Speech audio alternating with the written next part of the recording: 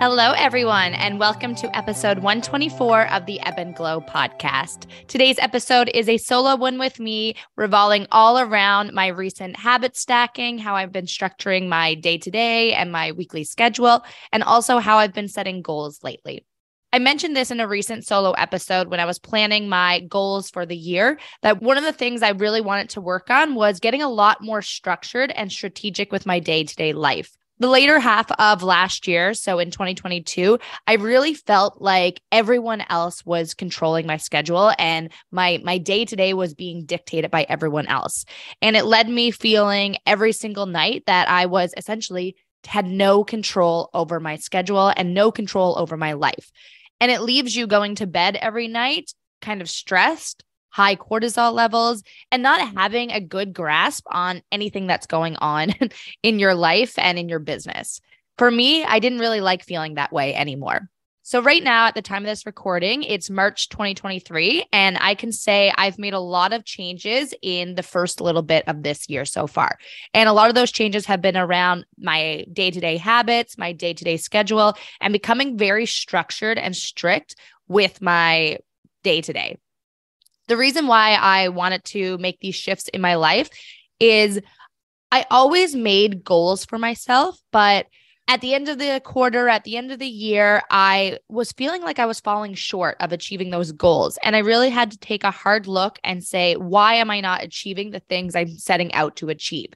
And a lot of them was I was planning a big goal and then not actually creating a plan on how to achieve that. And this is a skill that has taken a bit of time to develop, and I'm still developing it now as I record this episode. But even in the time I've really focused on making a plan and structuring out how to achieve a goal, I've seen a huge difference in the stuff that I'm accomplishing. So I want to share those tips and tricks today. One of the biggest changes I've done recently is I use a platform called Notion. And I've posted about this a little bit recently, but honestly, it's like having, if you were ever the type years ago that lived by your daily planner, like a paper version, I find Notion is exactly this for me. On Notion, I have a board for my daily schedule / weekly planner. So basically all the things I need to do each day. I have another board for real estate content where I create a content calendar knowing every single thing I'm posting every single day. I have another one for podcast, so I can look ahead at the month and say, do I even have any episodes planned for this month? Who do I need to interview? How many times do I need to reach out to people? I need to get these things in the calendar. Or if I'm thinking, okay, I'm going on a vacation in April and May, I need to get ahead of that schedule in order to get episodes pre-recorded and uploaded, ready to go while I'm away. I have another board for just goals in general. So I outline my monthly goals. I sometimes put notes around like big dreams of mine or like any kind of thoughts or any like projects I want to do in the future. And I also even have a board for meal planning. That one seems crazy to me. Like you would think that maybe a mother of 3 kids, that's what they kind of do. But for me, it's like, it was getting down to the point where it would come Sunday or Monday and I'm like, wow, I have no groceries in the fridge. I need to go get groceries. So I would go and get a bunch of stuff, get the usual things, and then come home and have no plan on what to do with any of this food. So I found the theme of my life for the later half of 2022 was essentially no plan. And if you're not making a plan, you're essentially planning to fail. And I mean, I saw that firsthand. And so I definitely want to continue this schedule of actually having a plan. Huge plug for Notion. I will say I didn't love it at first because you really do have to build out how you want things to look. And it's like essentially you're starting from scratch, an empty template. What I ended up doing is I found a girl on TikTok that actually makes Notion templates. So I purchased one of hers, got started with that one, and then edited it to make it make sense for me. And as I've been using it for a few months now, I find it a lot easier to use. And I know how to kind of create my own boards and make things work the way I want.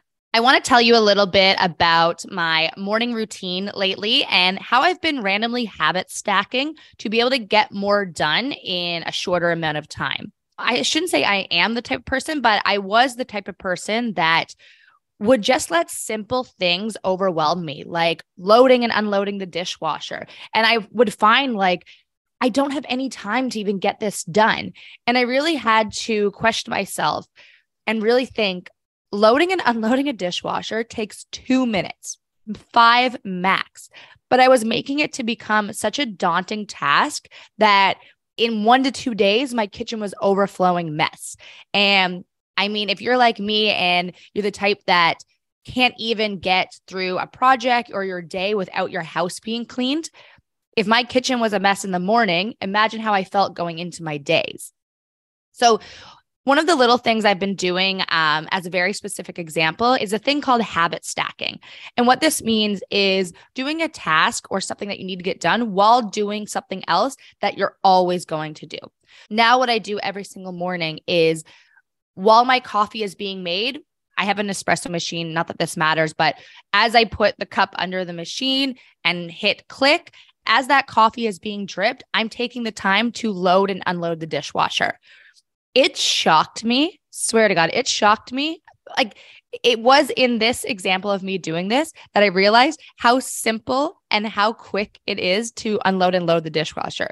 For me, it's like I'm one person with a pretty small dishwasher. In the time it takes for my coffee to come out of the machine and into the cup, that task is done. So now for me, it has become not such a daunting task. So instead of just standing there and watching the coffee drip, now I'm just getting something else done. Another part of my morning routine that I have gotten back on track with is working out. I've always been a healthy person that loves exercising and loves being athletic, but I found in the last few months, it was so hard to get back into a workout routine that I enjoyed. If I don't do the workout or whatever exercise it is first thing in the morning, I swear to God, it will not get done. And anytime I've ever told myself, oh, don't worry, just start work. We'll do the workout this evening. It has never, ever, ever gotten done. And I don't know why for so long I kept trying to convince myself that I would do it. So one of my tips is know yourself. If you are the type like me that knows that that exercise routine has to get done in the morning, do it. But what I noticed about myself is if I wanted to get up early enough to do the workout before I start at work, that had to start the night before. I had to be getting in bed earlier. So there was a few months that I was not even getting into bed at maybe by midnight. And that is so late for me. I'm not a morning person in terms of I'm still going to hit snooze. I still need multiple alarms to get out of bed. But I know for me, I get the most work done in the mornings. I'm the most alert. So it was important to me to make a plan the night before in order to set myself up for success to be able to do that workout in the morning. And like I said, the first thing that had to happen was me going to bed earlier. And I had to work that plan backwards too. If I wanted to be kind of winding down by 8, 9 o'clock, I couldn't be working up until 8, 9, 10, 11 o'clock. I had to be learning how to shut it down by say 8 p.m. the latest. And working in a real estate business and building a career that you're kind of this one-man show, it's tough to know when to shut it off. But I've been very strict with myself. If it's just a routine day, I do not need to be working past 8 o'clock. So shutting it down at 8, having a little bit of downtime, maybe to do some reading or maybe just do a hobby, maybe do some painting, whatever. Something that has nothing to do with work to be able to start winding down to hopefully start getting in bed by 10, the latest 10:30 in order to be okay for that 6:30 alarm. So like I said, what I want to get across right now is if you have a goal of getting up early specifically, you have to start that plan the night before. And that's personally what's working for me. A couple of other things I've changed just randomly is for me, laundry gets so built up so quickly that all of a sudden I'm like, holy crap, I haven't done laundry in 3 weeks. This is insane. And then I have to spend a full day doing it. So for me, it's something as simple as picking one day of the week where I get everything done. So for me, I'm still trying to figure out the schedule, but I'm looking at it being Thursdays right now. So Thursdays, trying to get all of my laundry done. Thursday nights before going into the weekend, washing my hair, doing my hair mask, doing a face mask, whitening my teeth, doing all these things, doing a self-tanning routine, getting all of this done at once and knowing that it's coming up on Thursday. Again, it goes back to the habit stacking that, okay, it's the night before going into the weekend. Let's do all of my self-care stuff and girly things all in one night.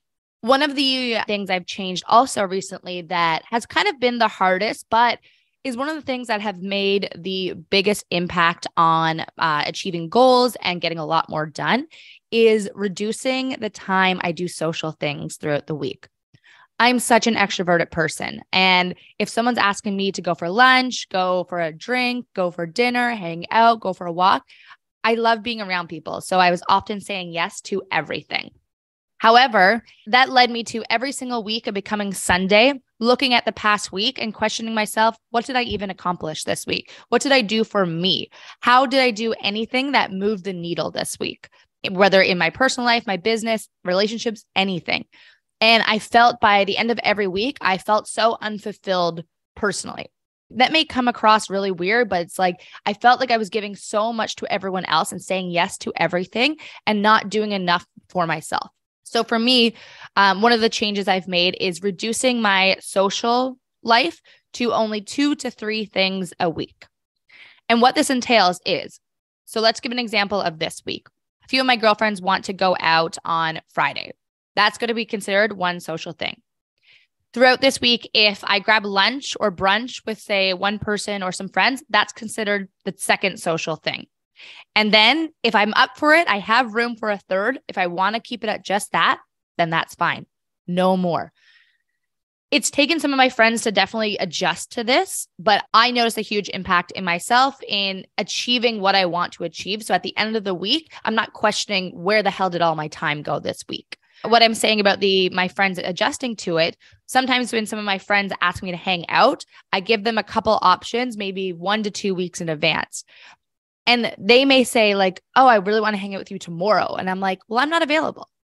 And knowing that it's okay to say I'm not available, not because you're hanging out with someone else, maybe your lack of availability is that you want to sit at home by yourself and watch your shows.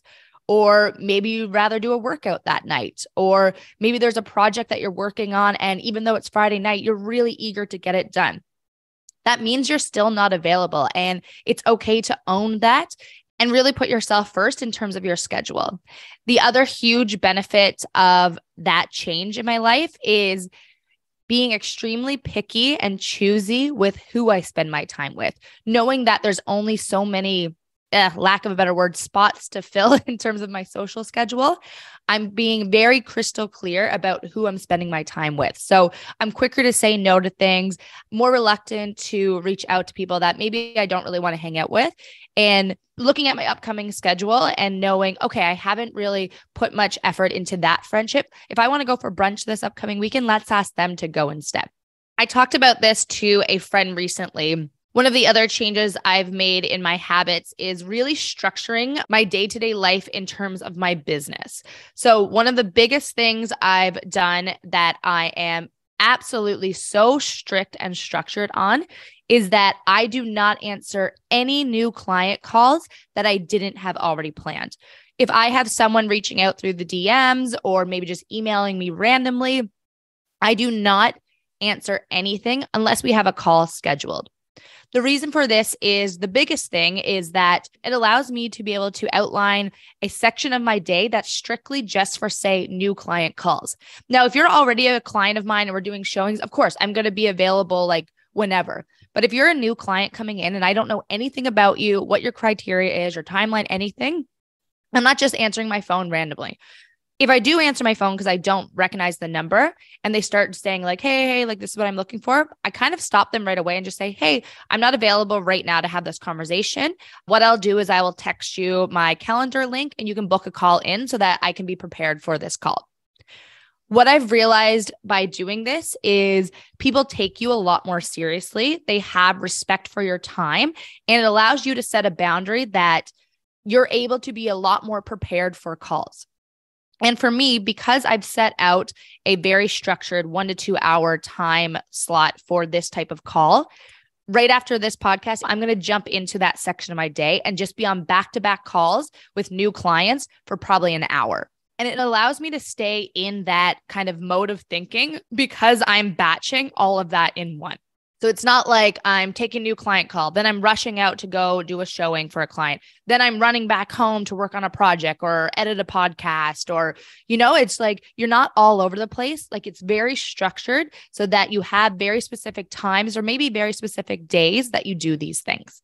For me, it's been working so well, and it allows me, especially in terms of business, to really recognize how serious is this person and how much should I prioritize this new client. The way I see it is if you're blowing up my phone and want to talk when the time is right for you, but yet you don't have 2 minutes of your time to fill out a form and book a call, then you're not that serious. So that makes me not want to prioritize you as a potential client. Overall, this change in my schedule and my business has allowed me to take control back of my schedule, really direct how my day-to-day works, and also allows potential new clients, again, to really take me seriously and trust me as a professional. In terms of real estate as well, if you follow me on TikTok, I've been growing my TikTok presence for real estate since last summer. And I've posted every single day since August 1st on TikTok. That's crazy. What is that? That's over 200 videos or more so far. I've had a few friends comment recently saying like, I don't know how you've run out of ideas or content to come up with. And I genuinely said like, no, yeah, I haven't. Every week I come up with something new. And for me, I'm thinking about this throughout the week. So if I come across a situation, maybe a situation with a new client or something that happened that I'm like, oh, I wish other people knew like how this works or whatever example, I'll make a note, say in my notes phone or even a Notion board for real estate. I'll make a note so that when the time comes each week to start creating that content, I already have the ideas there. So I'm not just like creating it on the fly. I'm putting that structure in my schedule once again. When I record content for real estate, especially for TikTok, what I do is I pick one afternoon to record it.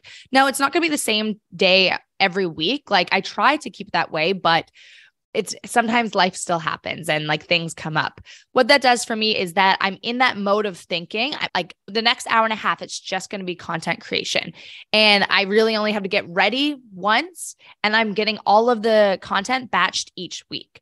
And then I sit down and I edit it all at once so that I'm not waking up every morning stressed about what am I going to post? What am I going to post? I get all this done one day a week, each week. And then every day I wake up, I just go and hit post. It's already in the drafts ready to go. Again, back to the theme. Like this has added so much more joy to my day and so much more structure that I know that I'm not running around and wondering what's happening with no structure. You know what I mean? I keep repeating myself, but it's just so important to me to have that day-to-day schedule now that I'm looking ahead at my schedule, knowing what's going to get done. The one thing I've actually recently changed in terms of my content creation for real estate, I post a lot of video tours of houses that I go to or like cool properties. And back in the fall, what I would do is I would book like an afternoon, one day a week, and just get all the video tours done at once. And I found like that took up a big chunk of my week. So instead, back to the same theme of habit stacking, what I now do is if I have a showing, say at some building on King West with one of my clients, I'll double check before I go if there's any other property that I think is cool in there that allows me to take a video. What I'll do is I'll book that place on top of the one I'm already going to, and then I'll go a little bit earlier before it's time for my client showing, and I'll get the video recording done already. What that does is it saves me so much more time. It's an extra 20 minutes on somewhere I was already going anyway. So instead of just sitting in the lobby for 15 minutes waiting, I'm running up and getting another quick video and having that part of my week already done, content ready. The last topic I want to touch on is how goal-oriented I've become in the last couple of months.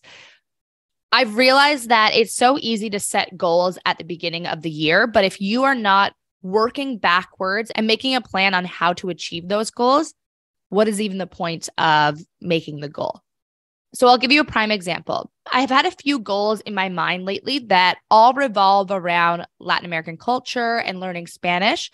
Some of those include going into my real estate career, thinking very long term, I would love to be in a position where I'm kind of flying back and forth from Toronto to maybe somewhere in Central or Latin America, or maybe somewhere in Europe, where I'm either living there half the time or working with clients who are looking to purchase there, or maybe working with clients in another country that are looking to purchase in Canada. I've realized the countries that I really want to live in and make maybe a life there sometime is Spanish speaking countries. So I thought to myself, okay, if that's my goal, sure, that's great. But one of the barriers to achieving that goal is I need to understand Spanish and be able to talk fluently. So if I want to achieve that goal, or I want that to be the reality of my life 5 years from now, perhaps 5, 7, 8, I don't know, years from now in my life, what can I do and work towards today to be already set up to achieving that goal and being able to jump on that opportunity when it comes? So the obvious thing is start learning Spanish. And so again, I'm in a theme of my life right now where it's all about stop playing small and really take yourself seriously if you want to achieve any of this. And so what I did right away is I signed up for Spanish lessons. So how that looks right now is I'm doing Zoom online with an actual tutor. My tutor is from Venezuela. And yeah, so what I do is I do 2 days a week of a 1-hour tutoring session, and then I study in between. So I'm just starting this like this week. So this is a very new thing, but yeah, it made me realize like, okay, instead of just talking about what you want to achieve, let's start making a plan to actually do it. The platform that I used to sign up with was one that was recommended by a friend called Tremblett, and I'm enjoying it so far. So I'm really looking forward to becoming a fluent Spanish speaker sometime, maybe a year and a half from now. On the platform, once you type in like how many times a week you would like to do an online tutor session, plus how many hours per week do you expect to do some self-study, the algorithm kind of gives you an idea of like, at this time, you'll probably be able to be fluent or at least conversationally speaking. And for me, based on what I put in, it said by January of next year, you'll be able to have like full-on conversations. So in my head, that's my goal. And if that's the case, by January of next year, I'll be so happy. And then also it's like thinking about like future travel plans. I want to book another trip somewhere like in a Spanish speaking country in December and January. So yeah, the ultimate goal is when I'm on that trip this upcoming December and January, if I can have conversations in Spanish, I will feel super proud of myself that I achieved that. So in conclusion, this was a really quick solo episode, but I feel like it's coming with a lot of value to give you insight into some of my random habit stacking and daily routines. There's so much more I could jump into in terms of this, but I'm still in the thick of it, of really structuring my day-to-day life in order to achieve the things I want to achieve. If you're listening to this today and you're curious about anything I'm talking about or inspired by anything, don't hesitate to reach out and ask me more about it. I can absolutely share where I bought my Notion template. I can share how I structured how to set up the intro calls with clients, anything, just reach out. And also, if you're in Toronto or ever looking to move to Toronto and need help finding a new home, whether it's a rental, whether it's buying, or maybe you're looking to sell or lease your home, reach out. That's my full-time career and I absolutely love it. And I would love to help you as well. Okay, that's it for today. Wherever you are listening to this, enjoy your day and have a fantastic week. Okay, bye.